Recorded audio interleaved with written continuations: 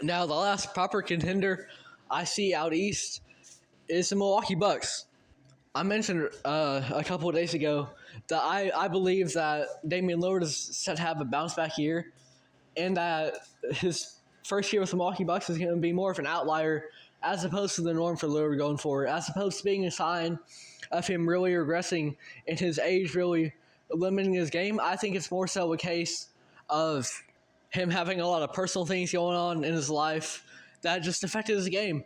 And, also just the loss of his head coach midway through the season when they were doing really, really good. That's going to be an adjustment period. So Lillard wasn't as efficient last year, and his stats just weren't as eye-popping as they usually are. But I think Dame, he might not go back to being a 33-7 guy, right? And that's okay, because hardly anybody is in this league. But if you have Lillard just is averaging, 28 points, 6 or 7 assists, I think that's great. And that's just what the Milwaukee Bucks need.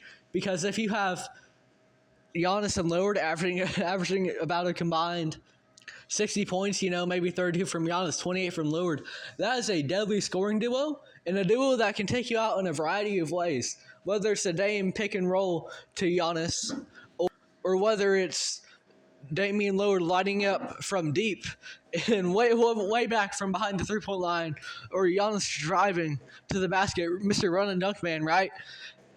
So I think that duo has all the potential in the world. And when Doc Rivers came in, their offense became better. Their defense was a lot worse, but their offense did get better. And while the team's success under Doc Rivers didn't really show it, I think that the offense should be really good this year. Just another year for these two guys to learn to play with one another in a full offseason under Doc Rivers. I think the Bucks are set to take a step forward.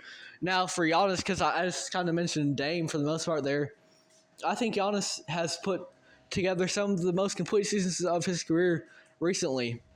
He's sort of been in MVP discussions, but for the most part, I think it's kind of overshadowed by guys like Luka or Shea, because these are the young, exciting new guys who are seeing new stuff that we haven't seen before from them. Well, Giannis, he's kind of been doing similar stuff, been a 30-point-per-game scorer with elite defense for a couple of years now. But guess what? 30 points per game on super high efficiency while being an elite defender, that's a recipe for winning basketball. That's a recipe for a high-impact top player in the league, and that's absolutely what Giannis is. So I think there's no reason to expect a down year from Giannis. I think he will be excellent once again, a top 5, top 3 player in this league. And as long as Dame can get things back on track and Doc Rivers is a little bit better with another offseason under him and Giannis continues his excellence, I think the Milwaukee Bucks can definitely be a contender.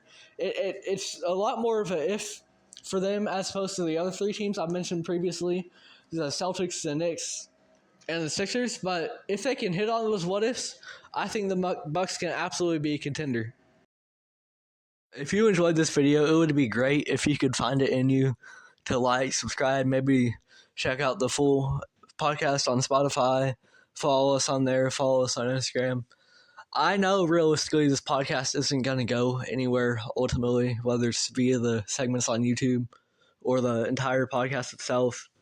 But I want to get into the sports broadcasting business. I want to be able to promote thought-provoking discussions about the NBA, and I would love to do it via State of the Association. Thank you if you made it all the way through.